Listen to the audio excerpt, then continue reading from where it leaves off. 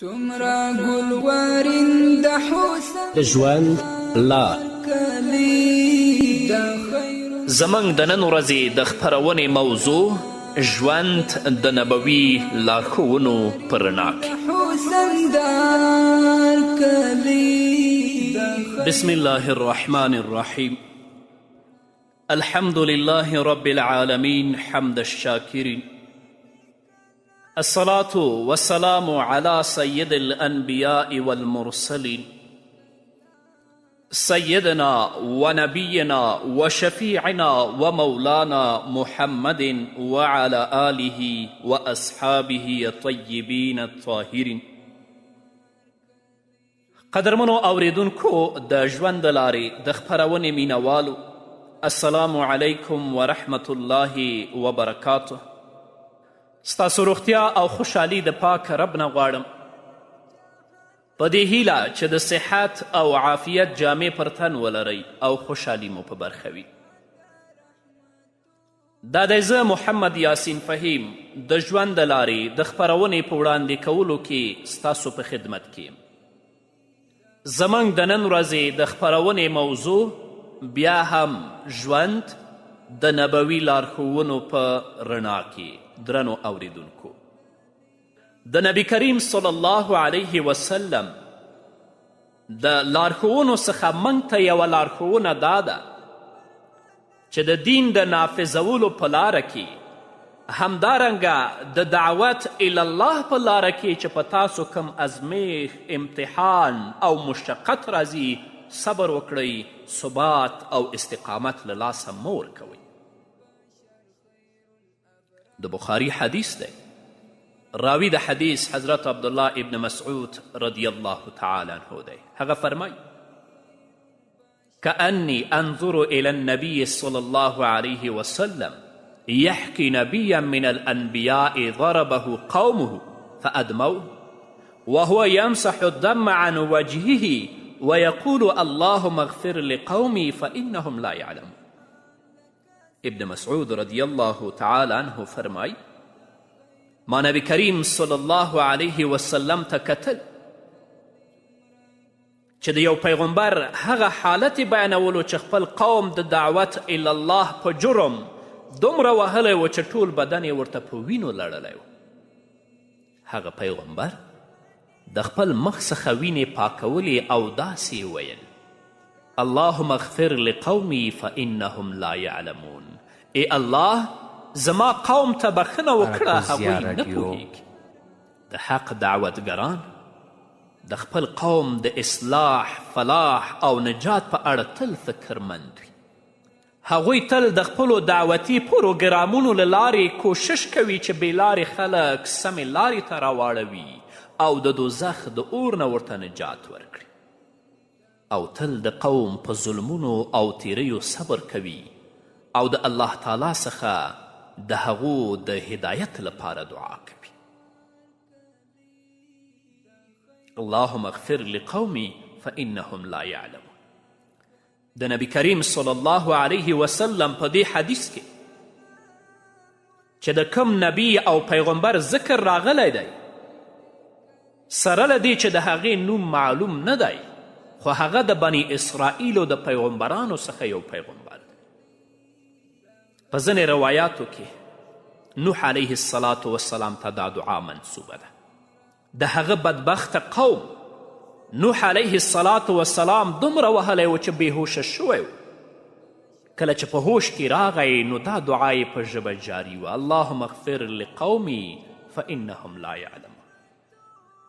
دومره به یې په کاڼو وویشته چې نوح علیه السلام به د کاڼو لاندې بند پاتې و. جبرائیل امین به راغی، نوح علیه السلام به د دې کاڼو نه راوویست او د هغه د زخمونو او د پرهرونو درملنه به ورته کوله. نوح علیه السلام به پوښتنه وکړه چې ای جبرائیله، سبا زما دنده څه ده؟ نو جبرائیل امین به ورته ویلې نن دې چې کم کار کړی سبا به هم همدغه کوي. 900 کاله نوح علیه السلام دا سلسله مخته یوړ. ای هغه کسانو چې په ټولنه کې د عالم، د ملا، د خطیب او د بلونکي په نوم یادیږئ. که تاسو د دعوت دا ستره فریضه ادا نه کړئ، د حشر په ورځ به مو جواب الله تعالی ته څه وي؟ ځینې خو موږ وینو الحمدلله ډیر په میړانې او شجاعت سره د دعوت الله لاره تعقیبوي او خلک د الله دین ته او د نبی کریم صلی الله علیه وسلم سنتو ته رابلي، او په دې لاره کې هر رنګ کړاوونه، تکلیفونه، سپکې سپورې زغمي او زغملی دي. او ځینې خو بیا داسې چې الله تعالی دا کار د دوی نه دی اخیستی، د دې وړې نه دی بللی، خو هغه کسان چې خلک د الله دین ته د رسول الله صلی الله علیه وسلم سنت ته رابلي، همدغه په نامه ملا، په نامه خطیب، په نامه عالم تخریب کوي او د خلکو اذهان مشوش کوي چې د فلانی خبرې ماورئ، د هابل خبرې ماورئ، د ابل خبرې ماورئ، چې دا داسې داسې او داسې دي. د حشر په ورځ به د الله په حضور کې نه درېږي، الله به درنه پوښتنه نه کوي، بیا به د هلته الله ته ځواب څه وي؟ دا داعی او دا بلونکی خو تا ته د الله کلام بیانوي، د محمد رسول الله صلی الله علیه وسلم احادیث بیانوي. آیا ته خلک د الله د کلام او د محمد رسول الله صلی الله علیه وسلم د احادیثو نه منع کوي؟ نو د نبی کریم صلی الله علیه وسلم د دې وینا څخه په ډاګه څرګنده شوه چې د قوم د پرله پسې بیلاري او تیری سره سره باید داعی نه مایوسه شي او نه د هغې په خلاف بدعایي وکړي، بلکې د هدایت غوښتنه به د الله رب العزت نه ورته کوي. همدارنګه د بخاري حدیث دی، راوی د حدیث حضرت خباب رضی الله تعالی عنه دی. هغه فرمایي نبی کریم صلی الله علیه وسلم د کعبې د سوري په څنګ کې په خپل څادر تکیه کړې وه. موږ ورغلو د مکې د مشرکینو د ظلم او د تیری په اړه مو ورته شکایت وکړ او ورته مو وویل یا رسول الله، آیا اوس هم تاسې د الله څخه زموږ لپاره دعا نه غواړئ چې موږ غالب کړي؟ شکونا الى رسول الله صلی الله علیه وسلم وهو متوسد بردة له في ظل الكعبة قلنا له الا تستنصر لنا الا تدعو الله لنا. نو نبی کریم صلی الله علیه وسلم وفرمایل له تاسې څخه د مخکې بلونکو او د داعیانو حال دا و چې د دعوت الله په جرم کې د هغوی یو بلونکی نیول کېده، په ځمکه کې به ورته کنده ویستل کېده، بیا به په دې کنده کې ودرول شو او په سر به ورته اره کېښودل شوه او 2 نیمې به کړی شو، او د ځینو غوښې به د هډوکو څخه د اوسپنې په ګمند جدا کول کېدې. دې سزاګانو هغوی له دین څخه نه منع کول، یعنی دین یې نه پرېښوده. په الله قسم چې الله رب العزت به ارومرو او ضرور دا کار پوره کړي، یعنی دا دین به غالب کړي. والله لیتمن هذا الامر حتی یسیر الراکب من صنعاء الى حضرموت لا يخاف الا الله او الذئب على غنمه ولكنكم تستعجلون. دا دین به الله غالب کوي تر دې چې یو مسافر به د صنعا څخه تر حضرموته پورې سفر کوي او هیڅ خطر او ویره به ورته متوجه نه وي، صرف په خپلو ګډو او وزو به ویریږي چې شرمښان یې ونه داړي، او د الله څخه به ویریږي، لیکن تاسې تلوار او بیړه کوئ. حضرت خباب رضی الله تعالی عنه د مکې مکرمې د اسلامي تحریک 8م غړی دی. له هغه څخه مخکې د نبی کریم صلی الله علیه وسلم په دعوت یوازې 5 کسانو اسلام قبول کړی و. کله چې د مکې مشرکینو په مؤمنانو باندې د ظلم او تیری ناتار جوړ که، نو حضرت خباب بن ارات ډیر ورخطا شو او د محمد رسول الله صلی الله علیه وسلم حضور ته چې د کعبې سوري ته تکیه کړې و حاضر شو او د دعا غوښتنه یې وکړه. عرض یې وکړه یا رسول الله، زموږ لپاره د الله تعالی څخه دعا ولې نه کوې چې د کفارو د ظلم څخه راته نجات او خلاصون راکړي او د هغوی په مقابل کې زموږ مرسته او مدد وکړي.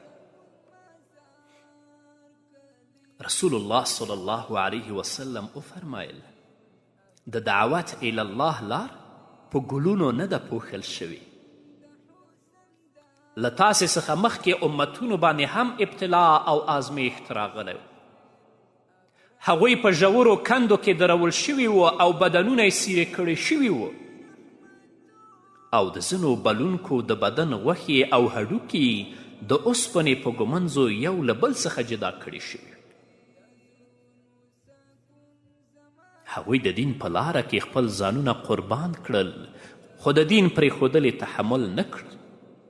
د دې مثال په بیانولو سره نبی کریم صلی الله علیه وسلم د اصحابو کرامو رضی الله عنهم په اذهانو کې دا خبره کینوله چې د دین د نافذولو کار یوازې په دعاګانو نه کیږي بلکې د اسبابو په دنیا کې به د ټولو ضروري مراحلو څخه تیریدل ضروري وي. د ابتلا او آزمایش د بټۍ څخه د تیریدو پرته د حقیقي ایمان او اخلاص پیژندل او ثابتېدل ممکن نه دي. مایوسه کیږئ مه. خلک به تاسو ته سپکې سپورې وایي، په مختلفو نومونو او په مختلفو القابو به مې یادوي، خو تاسې ناهیلې کیږئ مه. ثابت قدمه اوسئ، ځکه چې د دعوت الی الله لار په ګلونو نه ده پوښل شوې. په دې کې کړاو شته، په دې کې تکلیف شته، په دې کې د سپکو سپورو اوریدل شته، په دې کې په تاسو باندې مختلف نومونه ایښودل کیږي، خو اجر او بدله به تاسو ته الله رب العزت د قیامت په ورځ درکوي. او هغو کسان چې په دنیا کې ستاسو د دعوت مخه نیوله، هغه قرآن او سنت چې تاسو بیانولو، دوی ورته فساد ویل، نو د حشر په ورځ به الله په خپل حضور کې ودرئ، الله به ترې پوښتنه وکړي، سرټیټي او شرمنده به تاسو ته او ټول امت اسلامي ته ولاړ وي.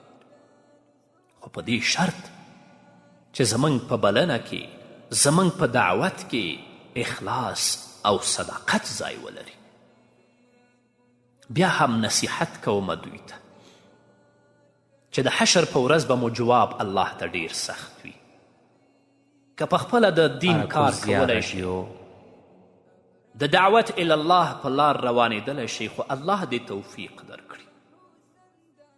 او که په خپله یې نشي کولی، ستاسو تر څنګ ستاسو یو عالم ورور چې دا ستره وجیبه مخته وړي، د هغه مخه خو مه نیسئ، په هغه باندې خو مختلف نومونه مږدئ.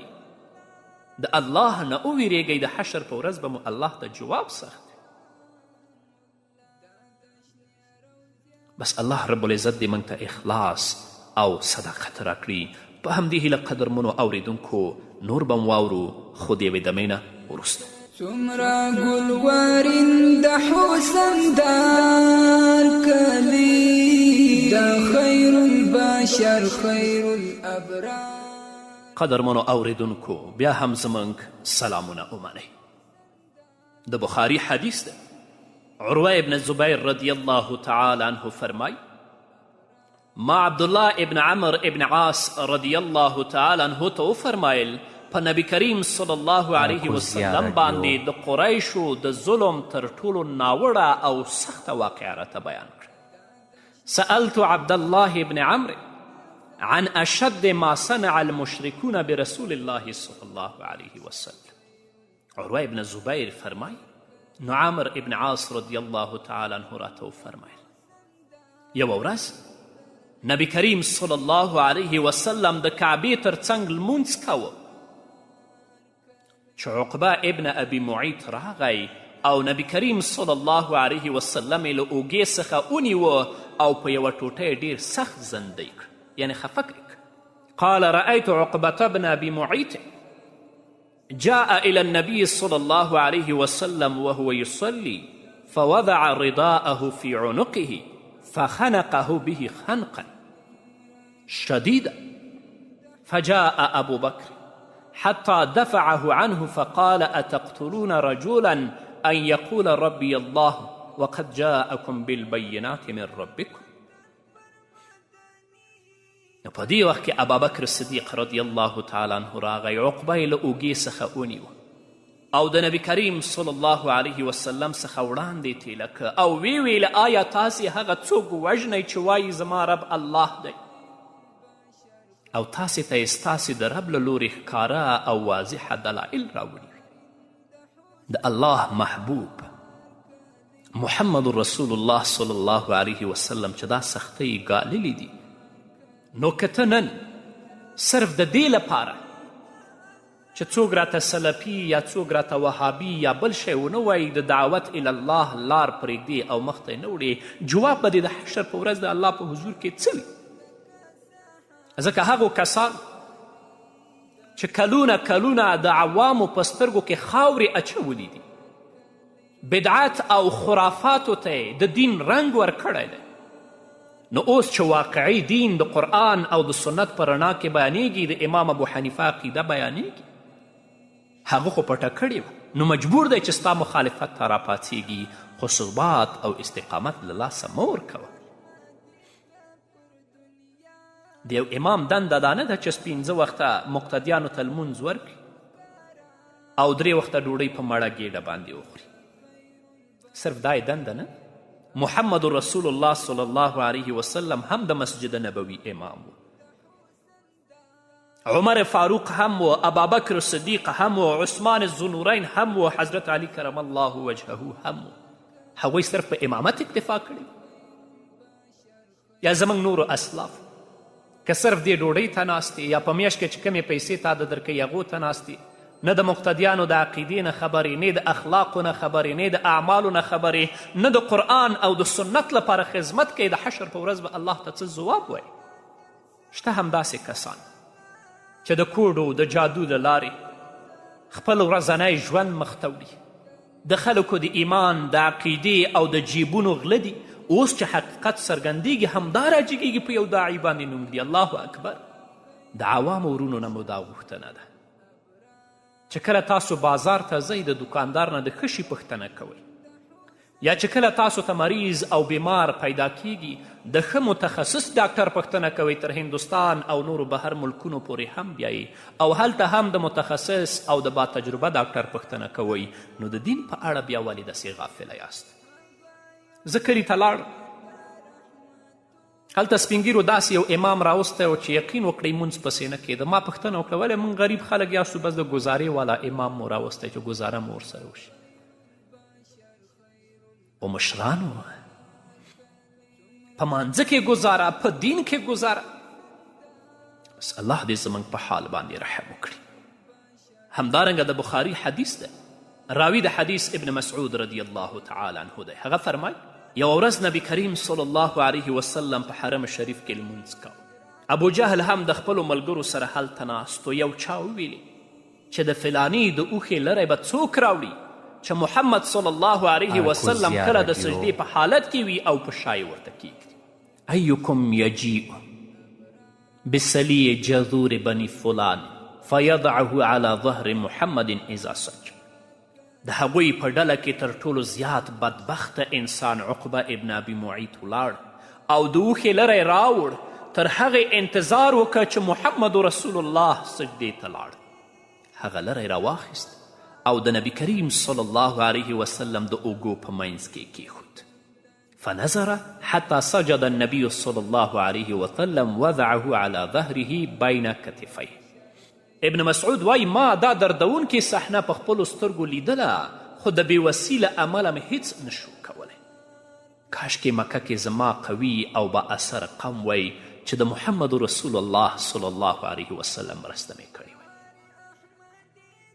مشرکانو خندل او له ډېرې خندا څخه یو په بل پرېوتل ورپرېوتل او نبی کریم صلی الله علیه وسلم هماغسې په سجده پروت و او سر یې نشو پورته کولی، تر څو چې فاطمة الزهرا رضی الله تعالی عنها راغله او د محمد رسول الله صلی الله علیه وسلم د ملا څخه یې لری وغورځاوه، بیا محمد رسول الله صلی الله علیه وسلم سر راپورته کړ.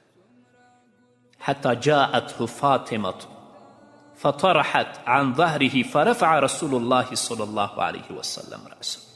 د اخلاقو او رحمت مجسمې آخر مشرکینو ته څه ضرر او تکلیف رسولی و چې د محمد رسول الله صلی الله علیه وسلم سره داسې ناوړه او جاهلانه سلوک کوه. رسول الله صلی الله علیه وسلم خو کله په چا هم ظلم نه و کړی او نه یې د چا حق خوړلی. رسول الله صلی الله علیه وسلم خو تل د هغې کلمې د اوچتولو کوشش کوه چې د عدل، امن او خوشحالي امین او ضامن ده. د څو کلونو د سختو ربړونو او تکلیفونو ګاللو وروسته محمد رسول الله صلی الله علیه وسلم د الله تعالی په فضل او کرم سره د حق د کلمې په اوچتولو کې بریالی شو او د هغې په پایله کې چې کومه ټولنه تشکیل شوه هغه د عدل، انصاف، اطمینان او خوشحالي مثالي او بېمثله نمونه. وګوره د محمد رسول الله صلی الله علیه وسلم ژوند بیا خپل ته راشه. خپله خو د دین کار نشي کولی خو یو بل څوک یې کوي بیا هغه ته وهابي و سلفي و پلان و پلان وایي. الله ته به دې جواب څه؟ موږ الحمدلله حنفیان یو، دیوبندیان یو، خو د شرک، خرافات او د بدعت په وړاندې به سخته مبارزه کوو. په کومو خرافاتو او بدعاتو کې چې نن تخ کیلی دا د امام ابو حنیفه رحمه الله عقیده نه ده، دا د هغه مذهب نه دی. ته راشه د امام ابو حنیفه رحمه الله عقیدې نه ځان خبر که. د دارالعلوم دیوبند علما نن د امام ابو حنیفه رحمه الله د عقیدې حقیقي او واقعي مفسرین او ترجمانان دي. ته په کومو روان ستا د خواهش که کومه خلاف خبره بیا په هغه نوم ده. د الله نه وویرېږه، د الله دین ته غاړه کیده او د دعوت الله کار شروع که چې الله د دنه د دین کار واخلي. حسد، کینه او عناد پرېږده، کنی آخر انجام به دې تباهي، ضلالت او گمراهي وي. الله دې موږ ترې وساتي. نو قدرمنو اوریدونکو دا وه زموږ د نن ورځې خپرونه چې ستاسو درانه حضور ته وړاندې شوه. تر بلې خپرونې پورې چې زه بیا هم ستاسو درانه حضور ته راځم، تاسو ټول په لوی او بخونکي الله سپارم. پاتې ژوند مو نیکمرغه، ښاد، بریالي او کامیاب اوسئ. دا خیر البشر خیر الابرار